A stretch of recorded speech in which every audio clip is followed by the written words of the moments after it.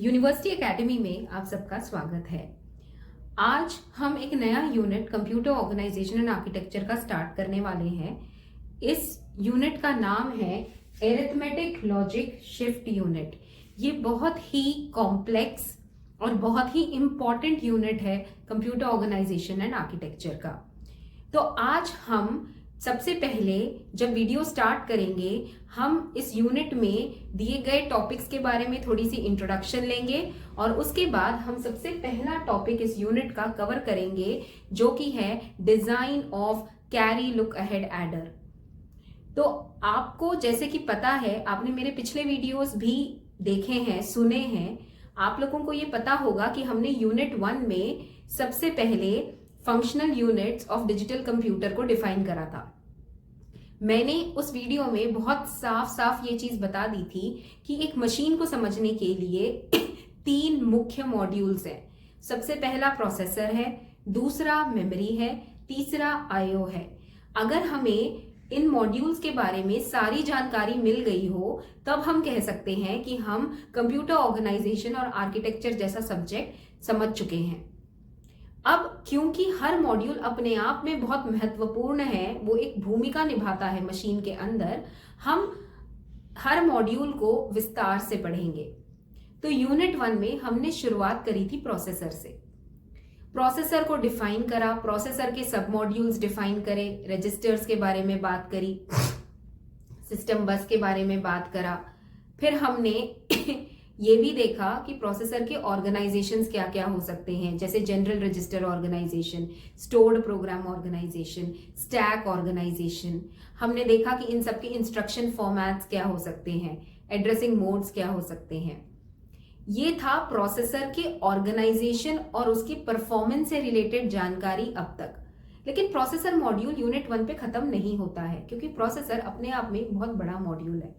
हमने register, ALU, control unit, तीनों को जब हम कवर करेंगे तब हम कह सकते हैं कि हमने पूरा प्रोसेसर मॉड्यूल समझा है।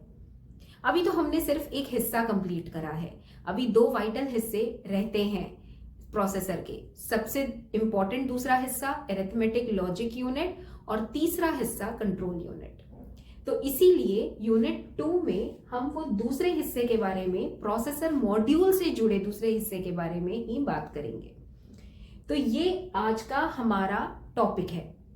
तो अगर मैं इस यूनिट की बात करूं तो मैं आपको बता दूं कि ये हम, अगर आप बोर्ड के ऊपर देख सकते हैं, तो मैं इस मॉड्यूल की बात कर रही हूं प्रोसेसर के अंदर की, जिसको हम अरिथमेटिक लॉजिक शिफ्ट यूनिट कहते हैं।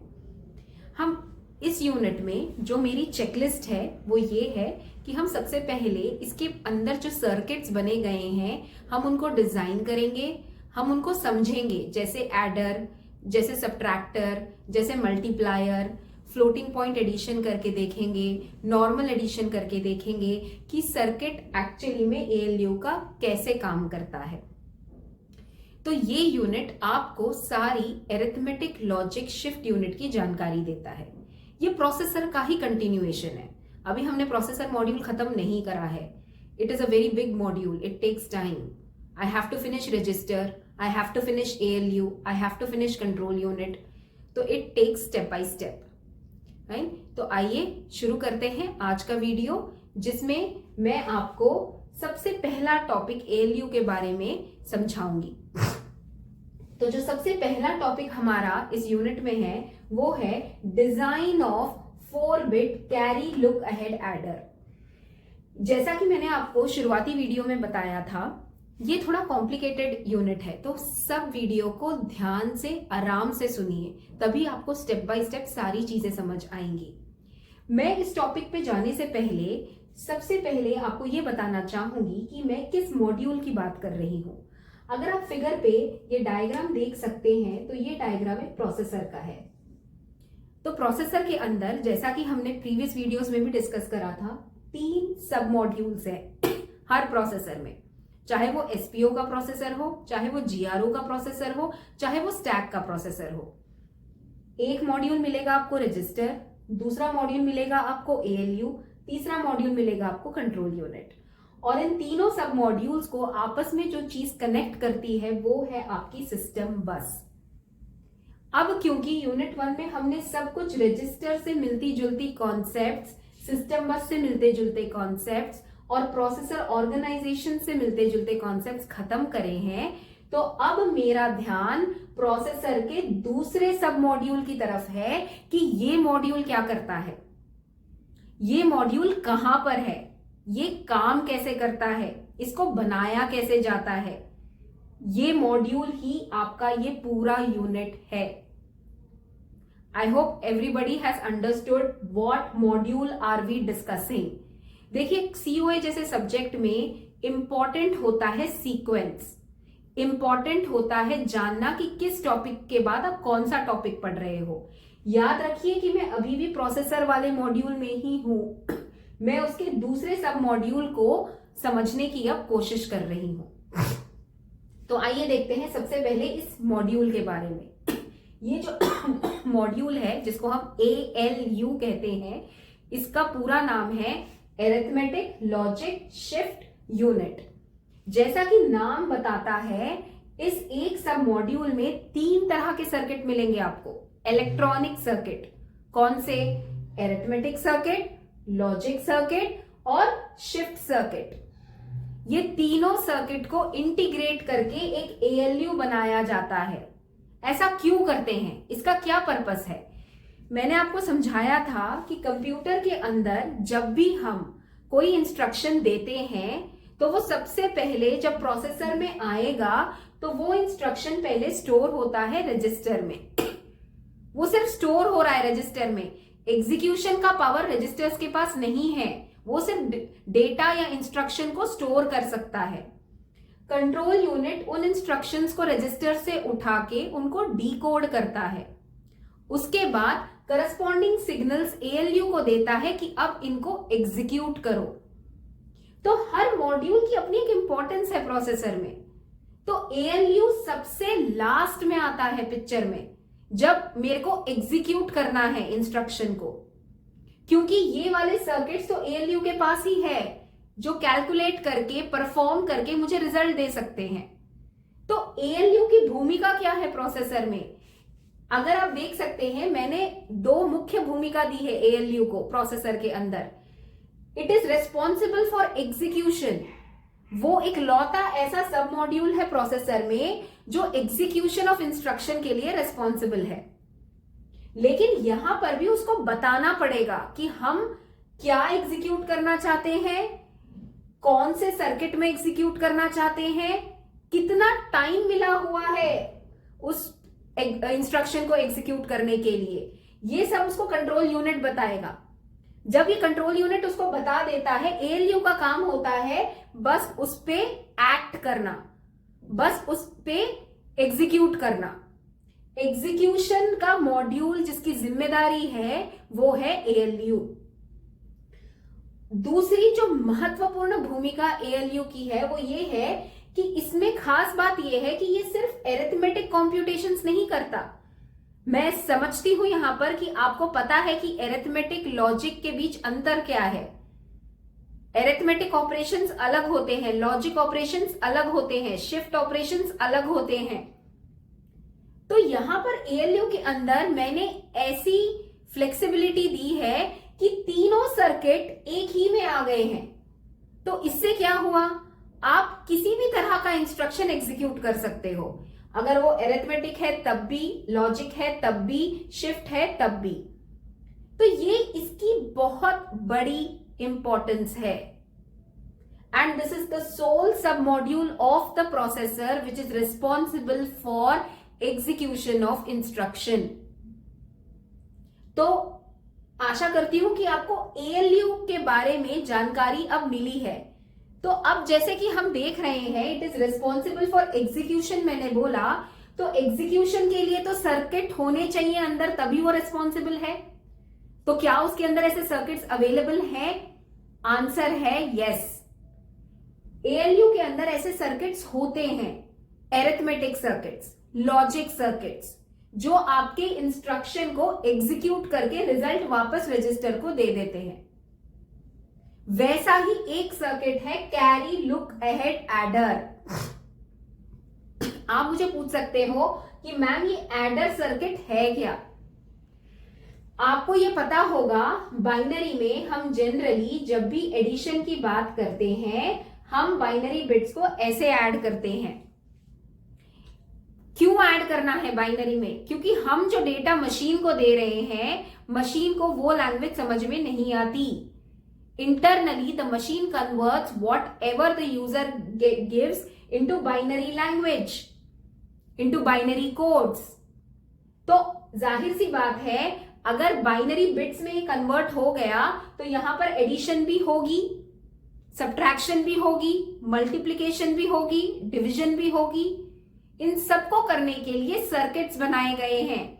एडर सर्किट्स हैं, मल्टीप्लायर्स हैं, डिवाइडर्स हैं, सब्ट्रैक्टर्स हैं, पैरेलल एडर सब्ट्रैक्टर हैं। ऐसे बहुत सारे सर्किट्स बनाए गए हैं एरिथमेटिक यूनिट में।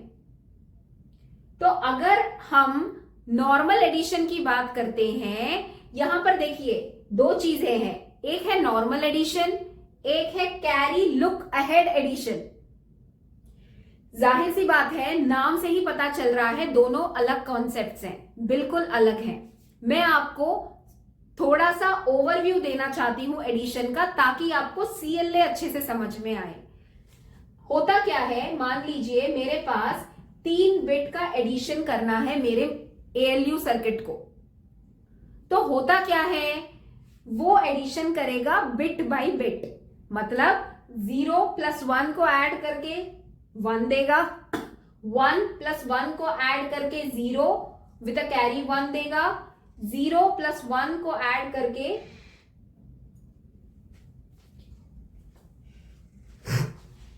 जैसा कि हम देख रहे हैं अगर हम यहां पर नॉर्मल एडिशन की बात करते हैं तो होता क्या है, arithmetic circuit bit by bit add करेगा। जैसे 3 बिट के एडिशन के लिए वो 3 बार वही सर्किट एग्जीक्यूट करेगा। इसका मतलब 0 + 1 1 आउटपुट देगा आपको, क्योंकि addition 0 + 1 is always 1, 1 + 1 is 0 with a carry 1। अब ये कैरी आगे वाली बिट को चली जाएगी और 1 + 0 आंसर 1 है, तो इसका सीधा आंसर आपको 1 0 1 आएगा। दिक्कत ये नहीं है कि एडिशन हो रही है या नहीं, दिक्कत इस बात की है कि अगर छोटे बिट की एडिशन है, मान लीजिए 2 बिट की, 3 बिट की, तो प्रोपोगेशन डीले जो है, प्रोपोगेशन डीले मतलब नेक्स्ट बिट उसका नेक्स्ट बिट, मतलब रिजल्ट आने में ज्यादा देरी महसूस नहीं होती। लेकिन मान लीजिए आपके पास ऐसे ही बहुत सारे बिट्स हैं और इन सब को आप एरिथमेटिक सर्किट को दे रहे हो फॉर कंप्यूटेशन ऑफ एडिशन, तो देखिए वो कितना प्रोपोगेशन डिले होगा। मैं अगर यहां पर हूं तो पूरा रिजल्ट यहां पर आने तक मुझे नहीं आएगा, तो इसका मतलब 20 साइकिल लगा रहा है उसी एक नॉर्मल एडिशन ऑपरेशन को करने के लिए। तो ये एक प्रोपोगेशन डिले की समस्या है। अगर मैं नॉर्मल एडर की बात करती हूं तो होते हैं, we do have adder circuits, full adder circuits inside arithmetic circuits, लेकिन उनके साथ हम क्या कुछ ऐसा कॉम्बिनेशन यूज करें ताकि हमारी एडिशन थोड़ी स्पीड अप हो जाए। देखो प्रोपोगेशन डिले अगर आपका ज्यादा होता है तो जाहिर सी बात है ये मेरा एग्जीक्यूशन मॉड्यूल है। अगर प्रोपोगेशन डिले यहां पर ज्यादा हुआ तो पूरा रिजल्ट आने में आपको बहुत टाइम लगेगा। रिजल्ट का आने में टाइम लगने का मतलब प्रोसेसर की परफॉर्मेंस जो है पूरी तरह से गिर गई। तो इसीलिए हमें कोशिश ये करनी चाहिए कि अगर हम एडर सर्किट यूज भी कर रहे हैं तो उसके साथ क्या हम ऐसा कोई कॉन्सेप्ट यूज कर सकते हैं जिसकी वजह से ये जो प्रोपोगेशन डिले हो रहा है नॉर्मल फुल एडर्स में, उसको हम थोड़ा कम कर सकें। तो उस सवाल का जवाब है कैरी लुक अहेड एडर। ये उसका ही इम्प्रोवाइज्ड वर्जन है नॉर्मल एडिशन का। ये बहुत ही आसानी से समझ आ जाएगा। आप कैरी लुक अहेड एडर का सर्किट देखिए, ये उसका सर्किट डायग्राम है। अब अगर इस सर्किट डायग्राम को ध्यान से देखोगे तो मेरे पास यहां पर 4 फुल एडर्स हैं। फुल एडर्स तो लेने ही पड़ेंगे क्योंकि आप एडिशन ही कर रहे हो, लेकिन एडिशन के साथ मैं कुछ ऐसा कॉम्बिनेशन कर रही हूं जिसकी वजह से ये प्रोपगेशन डिले मुझे महसूस ना हो। इसको हम कैरी लुक अहेड एडर कहते हैं। उसमें अगर आपको 4 बिट का एडिशन करना है या 20 बिट का एडिशन करना है या 32 बिट का एडिशन करना है, it will not cause that much propagation delay. तो आइए इस सर्किट को अगर आप ध्यान से देखोगे, अगर ये नॉर्मल एडिशन सर्किट होता तो मेरे पास ये सेकेंड लेयर ऑफ सर्किट नहीं होते। मेरे पास सिर्फ फुल एडर्स होते, कैरीज होते, जो कैरी आगे प्रोपोगेट होते जाते और फाइनली मुझे रिजल्ट देते। पर क्योंकि ये कैरी लुक अहेड एडर है, जिसको हम CLA भी कहते हैं, मेरे पास 2 स्टेप ऑफ सर्किट्स आ गए। ये स्टेप 1 ऑफ द सर्किट है फुल एडर, ये स्टेप 2 है। मतलब मुझे यहां पर कॉम्बिनेशनल सर्किट्स कुछ इस्तेमाल करने हैं ताकि वो कैरी जो जनरेट हो रहा है वो प्रोपोगेट हो विदाउट डिले। वो जाहिर सी बात है इस स्टेप पे तो नहीं हो सकता, तो हमने कुछ ऐसा सर्किट्स लिए हैं जिसके बिना पर हम कह सकते हैं कि यहां पर देखो डिले क्यों हो रहा है। डिले इसीलिए हो रहा है क्योंकि मैं यहां पे कंप्यूट करके कैरी ला रही हूं, जो कैरी आगे जा रहा है। अगर आप उस कैरी को अगले बिट तक पहुंचाने में जो डिले है उसको कम कर दोगे तो जाहिर सी बात है रिजल्ट जल्दी जल्दी कंप्यूट हो जाएगा। तो उसी को करने की ये कोशिश करता है ये वाला स्टेप। तो आइए अब एक ट्रुथ टेबल से इसका पूरा परफॉर्मेंस देखते हैं। जैसा कि आप इस ट्रुथ टेबल में देख सकते हैं, A, B कैरी इन, जो कि मेरे 3 इनपुट्स हैं, मैंने उनके कॉम्बिनेशंस लिखे हैं। अगर आप ध्यान से देखोगे तो 3 वेरिएबल्स हैं, तो मेरे 8 कॉम्बिनेशंस आएंगे जो कि यहां पर लिखे जा चुके हैं। 0 0 0 0 0 1 0 1 0 0 1 1 1 0 0 1 0 1 1 1 0 और 1 1 1। अब आइए जरा कैरी कॉलम पे जाते हैं और देखते हैं कैरी लुक अहेड एडर कहां पे डिफर कर रहा है। अगर मैं नॉर्मल एडिशन भी करती हूं तो यहां पर कैरी 0 ही आएगा। देखिए जब मैं ऐड करती हूं 2 चीजें आती हैं, एक आता है सम और एक आता है कैरी। मैं सम की बात नहीं कर रही हूं, मैं यहां पर कैरी की बात कर रही हूं। कैरी की बात हम इसीलिए कर रहे हैं क्योंकि प्रोपोगेशन डिले कैरी की वजह से है, सम की वजह से नहीं।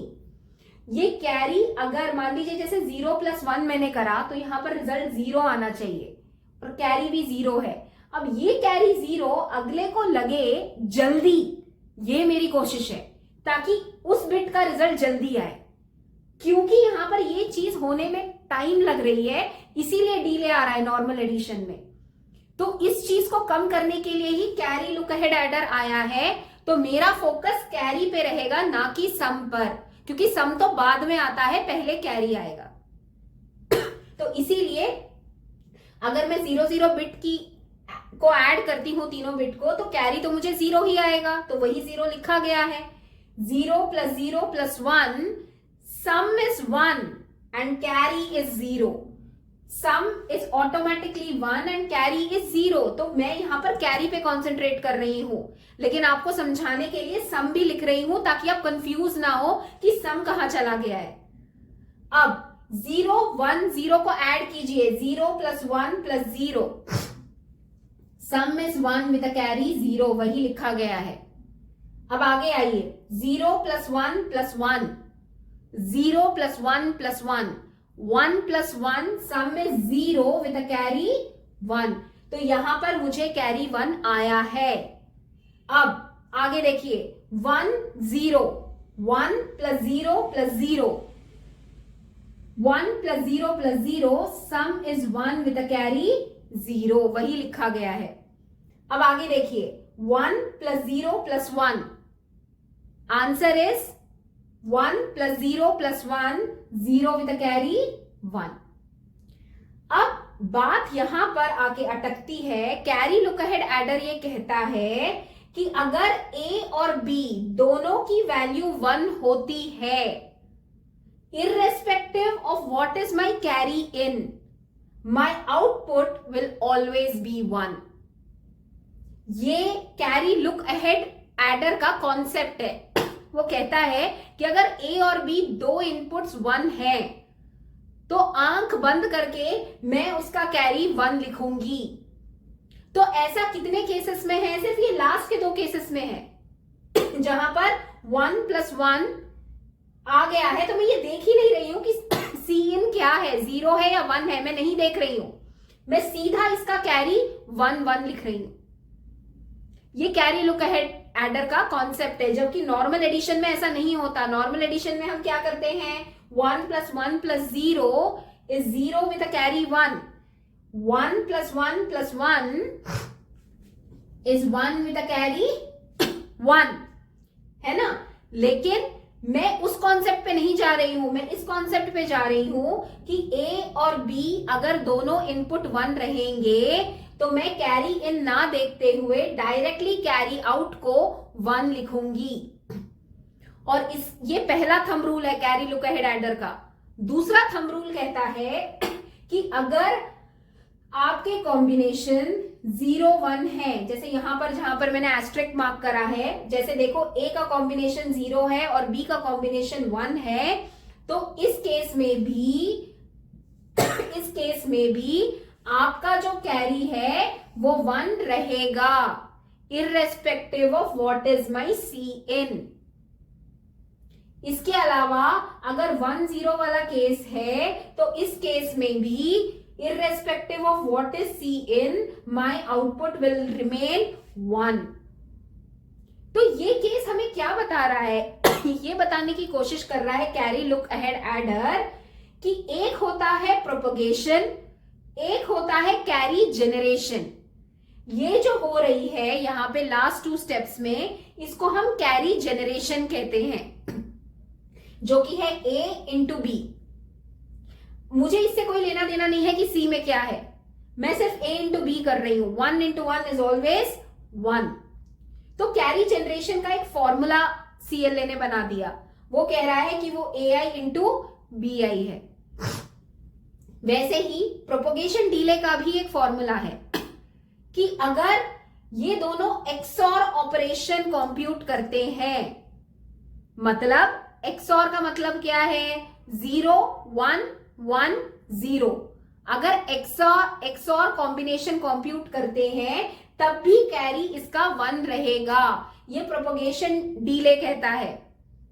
तो जो फाइनल कैरी का कॉलम है उसका जो इक्वेशन हम लिखते हैं CLA का, वो कहता है कि अगर आपको किसी भी लेवल ऑफ एडर का C0 कैलकुलेट करना है या C1 कैलकुलेट करना है या C2 कैलकुलेट करना है या C3 कैलकुलेट करना है, तो आप इस फॉर्मूले में उसको डाल दो।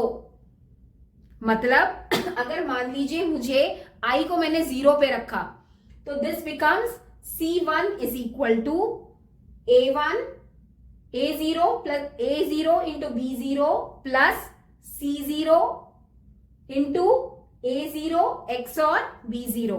ये मतलब ये है कि अगर आपको C1 कैलकुलेट करना है तो आपको ये करना पड़ेगा। This is what is carry look ahead adder. मतलब वो कहता है कि आप एक स्टेप लुक अहेड करके उस कैरी को प्रोपोगेट कर दो ताकि आपका जो प्रोपोगेशन डीले है वो कम हो जाए। This is what is carry look ahead adder. देखो इससे फायदा है, 4 बिट के लिए मैंने जल्दी कर दिया, ये सारी फुल एडर्स पैरेलली चलेंगे, ये चारों फुल एडर्स पैरेलली एग्जीक्यूट होंगे, ना कि वन आफ्टर द अदर। तो एक तो सबसे पहले स्पीड उसमें भी बढ़ गई, दूसरे में आप देख रहे हो मेरे पास एक दूसरे लेवल ऑफ सर्किट है जो इस कॉन्सेप्ट पे चल रहा है। मुझे सिर्फ और सिर्फ इस फॉर्मूले पे ध्यान देना है कि अगर मुझे किसी भी फुल एडर का कैरी प्रोपोगेट करना है, यहां पर जैसे मान लीजिए मुझे C0 कंप्यूट करना है, तो मैं क्या करूंगी? C0 कंप्यूट करने के लिए आप सबसे पहले तो I को 0 पे रखोगे, है ना? I को जब आप 0 पे रखोगे तो आपके वैल्यूज कंप्यूट होते हुए चले जाएंगे, I0 I1 I2 I3 I4 ऐसे ऐसे आपके सारे कैरीज प्रोपोगेट होते चले जाएंगे। This is how we calculate carry generation, carry propagation and carry look ahead. तो ये होता है अरिथमेटिक सर्किट के अंदर। तो अरिथमेटिक सर्किट एक बहुत ही इंपॉर्टेंट सर्किट होता है एएलयू का। ऐसे बहुत सारे सर्किट्स हैं उसके पास, जैसे अभी हमने 4 बिट का सीएलए देखा, वैसे ही हम आगे पैरेलल एडर सब्ट्रैक्टर देखेंगे, वैसे ही हम आगे मल्टीप्लायर्स देखेंगे, डिवाइडर्स देखेंगे। तो ये कॉन्सेप्ट सारे एएलयू के अंदर ही आते हैं। तो आज के लिए सिर्फ इतना ही। आशा करती हूं कि आपको सीएलए का कॉन्सेप्ट समझ आया होगा। अगर कुछ डाउट्स हैं, कोई क्वेश्चंस हैं, तो नीचे कमेंट सेक्शन में जरूर लिखिए, मैं जरूर क्लियर करूंगी। बाकी जुड़े रहिए मेरे साथ, क्योंकि इसके बाद हम यूनिट 2 के टॉपिक्स ही करते रहेंगे जो एएलयू से जुड़े हुए हैं। बाकी आपको मेरा वीडियो अच्छा लगे तो लाइक, शेयर और सब्सक्राइब जरूर कीजिए। धन्यवाद।